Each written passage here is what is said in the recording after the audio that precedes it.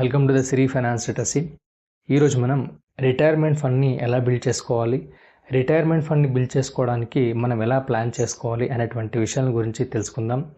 ఇలాంటి చిన్న చిన్న విషయాల గురించి రాసినటువంటి ఒక అద్భుతమైనటువంటి పుస్తకమే retirement rich with investment 40 rupees అనేటువంటి ఈ పుస్తకం. ఇది పివి సుబ్రహ్మణ్యం గారు రాసినటువంటి పుస్తకం. దీంట్లో రిటైర్మెంట్ ఫండ్ని ఎలా బిల్డ్ చేసుకోవాలి, ఎవ్రీడే ఎంత ఇన్వెస్ట్ చేయాలి అనేటువంటి విషయం గురించి డీటెయిల్గా ఎక్స్ప్లెయిన్ చేయడం అయితే జరిగింది. దీంట్లో ఉన్నటువంటి విషయాలను కాకుండా మనం ఇన్ జనరల్గా మనం పాటించాల్సినటువంటి విషయాల గురించి ఈ వీడియోలో మనం ఇప్పుడు తెలుసుకుందాం. సో ఇక్కడ మనము రిటైర్మెంట్ ఫండ్ని మనం బిల్డ్ చేసుకోవాలంటే ఈవెన్ 40 రూపీస్తో కూడా మనము రిటైర్మెంట్ ఫండ్ అయితే మనము బిల్డ్ చేసుకోవచ్చు. కన్సిస్టెంట్గా మనం ఇన్వెస్ట్ చేసినప్పుడు మనకి రిటైర్మెంట్ ఫండ్ అనేది బిల్డ్ అయితే అవుతుంది. సో ఇక్కడ మనము ఎవ్రీడే 40 రూపీస్ని ఇన్వెస్ట్ చేస్తే ఎంత అమౌంట్ వస్తుంది అనేటువంటి విషయాన్ని లాస్ట్లో మనం ఒక ప్రాక్టికల్గా చూద్దాం. మనం వెల్త్ని క్రియేట్ చేయాలనుకుంటే కన్సిస్టెంట్గా ఇన్వెస్ట్మెంట్ అయితే చేయాలి. మనకు ఫైనాన్షియల్ ఒక ఫార్ములా ఉంటుంది, time plus consistency is equal to wealth. అంటే మనం నిర్ణయించుకున్నటువంటి టైంలో కన్సిస్టెంట్గా ఎవరైతే ఇన్వెస్ట్మెంట్ చేస్తూ వెళ్తారో వాళ్ళు మాత్రమే వెల్త్ని బిల్డ్ చేస్తారు అయితే జరిగింది. సో ఇక్కడ మనకు రిటైర్మెంట్ ఫండ్ గురించి మాట్లాడుకుంటున్నాం కాబట్టి ఎవ్రీడే 40 రూపీస్ని కనుక మనం ఇన్వెస్ట్ చేస్తే ఎంత అవుతుంది అనేటువంటి విషయాన్ని గురించి ఇప్పుడు ప్రాక్టికల్గా మనం తీసుకుందాం. సో ప్రతి ఒక్కరు కూడా రిటైర్మెంట్ ఫండ్ అయితే బిల్డ్ చేసుకోవచ్చు. ఎందుకంటే ప్రతి ఒక్కరు కన్సిస్టెంట్గా ఎవరైతే ఇన్వెస్ట్ చేస్తారో వారు మాత్రమే రిటైర్మెంట్ ఫండ్ని వాళ్ళైతే క్రియేట్ చేయగలుగుతారు. సో ఇక్కడ చాలామందికి ప్రతి ఒక్కరూ సంపాదిస్తుంటారు, బట్ వాళ్ళు సంపాదించిన దాంట్లో ఎంతో కొంత ఇన్వెస్ట్ చేసినట్లయితే అట్లాంటి వాళ్ళు మాత్రమే రిటైర్మెంట్ ఫండ్ని ఈజీగా బిల్డ్ చేసుకోగలుగుతారు. సో ఇప్పుడు మనం ప్రాక్టికల్గా చూద్దాం.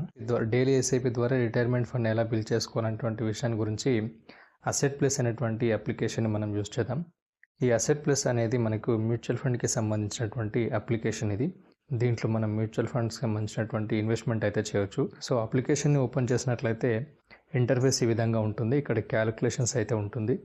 క్యాలిక్యులేషన్ మీద మనం క్లిక్ చేసినప్పుడు అంటే మన ఇన్వెస్ట్మెంట్ చేసేటువంటి పద్ధతులు అయితే ఇక్కడ కనిపిస్తుంటాయి. లంసమ్ అని, రెగ్యులర్ ఇన్కమ్ అని, ఎస్ఐపి రిటర్న్స్ అని, ఎస్డబ్ల్యూపీ అంటే సిస్టమాటిక్ విత్డ్రాల్ ప్లాన్ అని, గోల్ సెట్టింగ్ అని అంటే మనం గోల్ని సెట్ చేసుకొని ఎంత ఇన్వెస్ట్ చేయాలనేటువంటి విషయం కూడా దీంట్లో తెలుస్తుంది.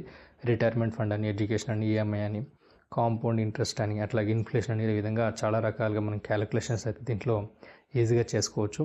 ఇప్పుడు ప్రజెంట్ వచ్చేసి మనము ఎస్ఐపి రిటర్న్ని క్లిక్ చేసుకోవాలి. సో ఇక్కడ మనకు ఎవ్రీడే 40 రూపీస్ కాబట్టి 40 × 30 ఈజ్ ఈక్వల్ టు 1200 అవుతుంది. సో 1200ని 30 ఇయర్స్ పాటు మనం ఇన్వెస్ట్ చేసినట్లయితే 1200ని ఇక్కడ మనం 1200 ఎంటర్ చేసుకోవాలి. మంత్లీ ఇన్వెస్ట్మెంట్ దగ్గర 1200ని ఎంటర్ చేస్తున్నాం. అట్లాగే డ్యూరేషన్ వచ్చేసి 30 ఇయర్స్. అంటే ఒక 30 ఇయర్స్ ఉన్నటువంటి వ్యక్తి 30 ఇయర్స్ పాటు ఇన్వెస్ట్ చేస్తే 60 ఇయర్స్లో వాళ్ళు రిటైర్మెంట్ అయితే చేసుకోవచ్చు. సో ఇక్కడ ఎక్స్పెక్టెడ్ రిటర్న్స్ వచ్చేసి యావరేజ్గా మనం 12% అయితే చెప్తాము. 15% వరకు మాత్రం పెట్టుకోవచ్చు. ఇక్కడ 15% వరకు పెట్టుకున్నాం. ఇక్కడ టాప్అప్ యాజ్ ఏ పర్సంటేజ్ అంటే టాప్అప్ ఎస్ఐపి అంటే మనకు ఎవ్రీ ఇయర్ మనకు 10% అయితే మనం టాప్అప్ పెట్టుకున్నాం. ఇక్కడ 10% ఎందుకు పెట్టుకుంటున్నామంటే ఇన్ఫ్లేషన్ బీట్ చేయడానికి 10% అయితే ఖచ్చితంగా పెట్టుకోవాల్సి ఉంటుంది. ఇది ఫ్రీక్వెంట్లీ అంటే 6 మంత్స్కి ఒకసారి, 1 ఇయర్కి ఒకసారి అని చూపిస్తుంది. మనం 1 ఇయర్కి ఒకసారి పెట్టుకుందాం. ఇక్కడ ఒకసారి మళ్ళీ మనం ఇక్కడ ఎంటర్ చేసినటువంటి డీటెయిల్స్ని కనుక చూసినట్లయితే మంత్లీ ఇన్వెస్ట్మెంట్ 1200, డ్యూరేషన్ వచ్చేసి 30 ఇయర్స్, ఎక్స్పెక్టెడ్ రిటర్న్స్ వచ్చేసి 15%. ఇక్కడ 15% ఎక్స్పెక్టెడ్ రిటర్న్స్. ఇక్కడ టాప్అప్ యాజ్ ఏ పర్సంటేజ్ అంటే 10% అని మనం ఇక్కడ ఎంటర్ చేసాం. సో ఇక్కడ మనకు ఎస్ఐపి రిటర్న్స్ అనేది ఇక్కడ మనకు పైన అయితే కనిపిస్తుంది. ఇక్కడ మెచ్యూరిటీ వాల్యూ అంటే 1.80 CR అయితే కనిపిస్తుంది. ఇక్కడ టోటల్ ఇన్వెస్ట్మెంట్ అంటే సెకండ్ కాలంలో ఉంది. టోటల్ ఇన్వెస్ట్మెంట్ అంటే 30 ఇయర్స్లో మనం ఇన్వెస్ట్ చేసింది 23.69 lakhs మాత్రమే మనం ఇన్వెస్ట్ చేస్తాం. మనకు వచ్చినటువంటి గెయిన్స్ వచ్చేసి 1.57 CR. అంటే ఇక్కడ పవర్ ఆఫ్ కాంపౌండింగ్ అనేది మ్యాజిక్ అనేది చేస్తుంది. సో ఇక్కడ మనకు పవర్ ఆఫ్ కాంపౌండింగ్ యొక్క మనకు ఇంపార్టెన్స్ అనేది దీంట్లో కనిపిస్తుంది. ఇక్కడ 30 ఇయర్స్ పాటు మనం రెగ్యులర్గా ఇన్వెస్ట్ చేస్తున్నాం కాబట్టి పవర్ ఆఫ్ కాంపౌండింగ్ అనేది దీంట్లో మంచి రిజల్ట్ అయితే ఇవ్వడం మీద జరుగుతుంది. మనం టోటల్గా ఇన్వెస్ట్ చేసింది 30 ఇయర్స్లో మొత్తం 23.69 lakhs మాత్రమే. మనకు వచ్చినటువంటి మెచ్యూరిటీ అమౌంట్ వచ్చేసి 1.8 CR. అంటే ఎవ్రీడే 40 రూపీస్ని కనుక మనం ఇన్వెస్ట్ చేసినట్లయితే 30 ఇయర్స్ పాటు దాదాపు మనకు 1.8 CR అయితే బిల్డ్ కావడం అయితే జరుగుతుంది. మామూలుగా రిటైర్మెంట్కి 1.8 CR సరిపోదు, బట్ ఎంతో కొంత అమౌంట్ని అయితే మనం బిల్డ్ చేస్తున్నాం కాబట్టి ఇది పవర్ ఆఫ్ కాంపౌండింగ్ యొక్క మ్యాజిక్. ఇది ఎవరైతే తక్కువ అమౌంట్ తోటి ఇన్వెస్ట్ చేయాలనుకున్నప్పటికీ కూడా ఆలస్యం చేయకుండా ఎస్ఐపిని అయితే స్టార్ట్ చేయండి.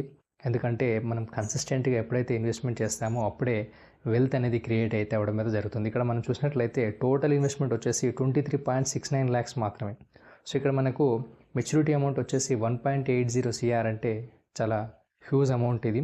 ఇక్కడ మనకు పవర్ ఆఫ్ కాంపౌండింగ్ అనేది మంచి రిజల్ట్ అయితే ఇవ్వడం అయితే జరుగుతుంది. ఇది ఎగ్జాంపుల్గా తీసుకున్నాం కాబట్టి 15% మాత్రం మనకు రావడం అయితే జరుగుతుంది. సో ఇక్కడ 15% తోటి మనం ఇక్కడ క్యాలిక్యులేషన్ చేసినప్పటికీ కూడా మంచి కార్పస్ అయితే బిల్డ్ కావడం అయితే జరుగుతుంది.